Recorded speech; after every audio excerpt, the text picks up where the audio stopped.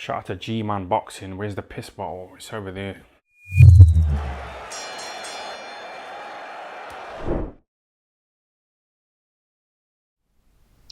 Alright, people. So on February the 19th, which I believe is Saturday just coming, right? That will be, as it stands anyway, Dillian Whyte's final day in which to get pretty much all his paperwork done with the WBC, have the contract and all signed for his mandatory shot against Tyson Fury, which we would imagine will happen some stage in April. Now, Bob Arum and Frank Warren, more so Frank Warren, I seen him confirm on his recent IFL interview that Tyson Fury's done everything. That he signed his end of the deal, he's good to go.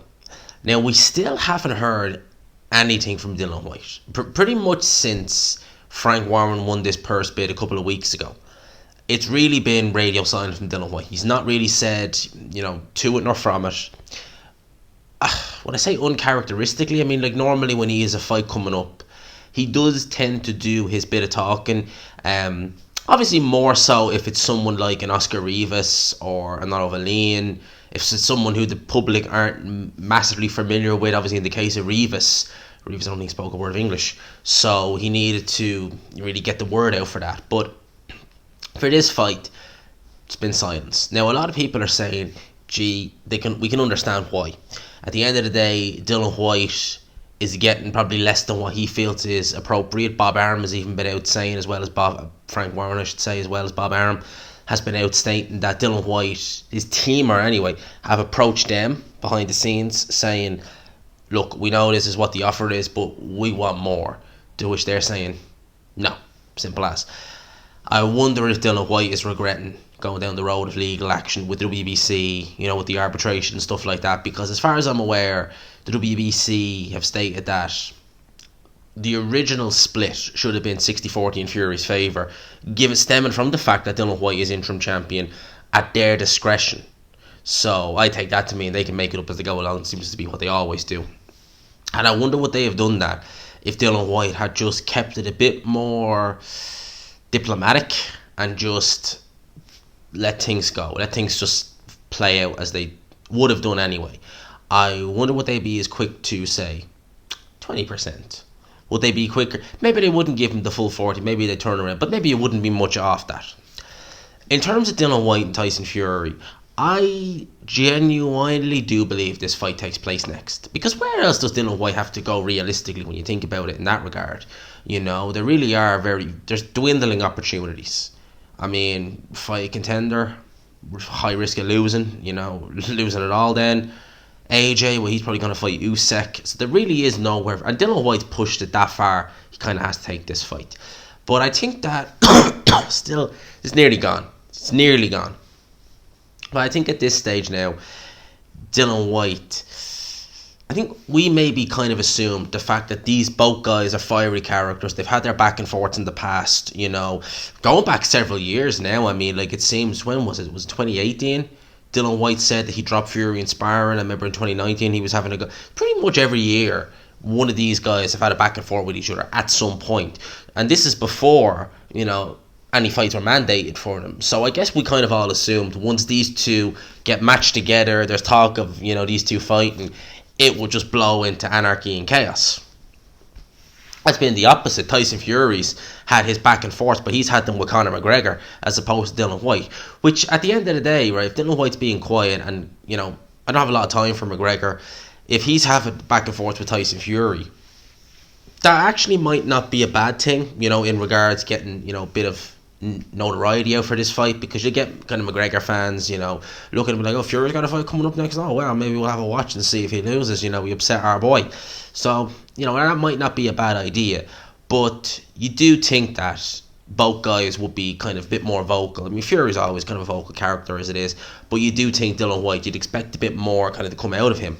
And I wonder if it's a case of Dillian Whyte just saying, well, do you know what? I'm not getting what I want, so look, I'm taking this fight, I have every confidence that I'm going to win the fight, but if you think I'm going to promote it, if you think I'm going to sell it, if you think I'm going to go and, bite on some of this trash talking, ain't going to happen. It's not on my terms, it's on your terms, so I'm not going to play ball. Bit like what Deontay Wilder did in the trilogy.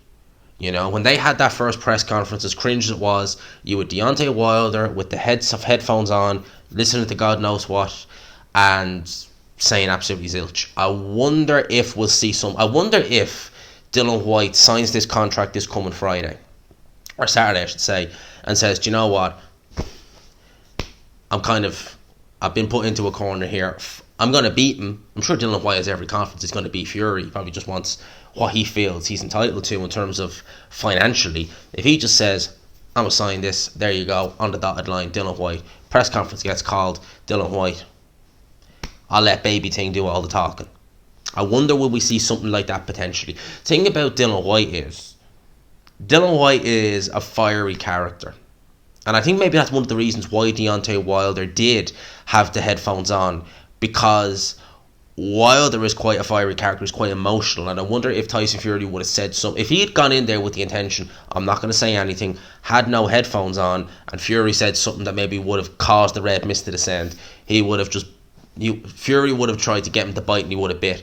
I wonder will Dillian Whyte do something like that? I wonder will he try and have a distraction in the press conference as to not bite, because Dillian Whyte can be as fiery as they come. We've seen that. I think I said that Dillian Whyte, he could walk into a room full of mirrors and start a row with himself if he really wanted to. He's just that kind of guy. He's quiet now. I wonder if him and Tyson Fury are in a room together, would he be quiet for long? I don't know. At the end of the day, we'll watch the space with this fight. I do like this fight. I think it's an intriguing fight. I'm just curious as to why. I don't say I'm curious. I kind of have a fair idea of why. But I just do find it strange that we haven't even seen Dillian Whyte kind of hint at the fact that, like, yeah, it is what it is. It's you know what, it's BS, but I'm still gonna win. It's been zilch. So I'm watching the space with this because I'm convinced this fight's happening next. I am. I was kind of a bit at one stage, but now I'm kind of thinking this fight's happening. It's probably happening in a stadium in the UK somewhere, and I'm intrigued. I still think this is a good fight. Don't get me wrong. I think this is a good fight. It's a good fight. It's going to be an intriguing fight. You know, some people were really, I don't want to say offended, but they were almost kind of taken aback when I said it's going to be competitive. A lot of people were saying, mainly Fury fans were saying, it's not going to be competitive at all. I see this fight being competitive. I see this being a competitive fight. Mark my words. I'm picking Fury to win, so don't misconstrue me saying, "Well, Dillian Whyte's going to win." It's going to be no. I think Fury's going to win, but don't be too surprised if it's a hard ask for Fury. Don't be surprised about that. But anyway, we'll watch this space. I expect more news to come of this. Let's just say that I expect news to come out about this fight soon. So we'll watch the space. For now, I hope you enjoyed the video. Obviously, we got midweek review to come tonight at some stage. Obviously, it's Tuesday night now, but I always tell you kind of what time it is in these videos. I don't know why. But we'll do midweek review this week, and I've got a WTF video planned, so stay tuned for that. So for now, lads and lassies, I'll talk to you. I pretty much made it through a video without coughing. I coughed once. It's nearly gone anyway. Eucalyptus oil. It's tops. It is tops. Deep in your head, and you shout out to Chris Andre for that one. That'll get rid of any cough. Mark my words on that. For now, lads and lassies, I'll talk to you. Peace.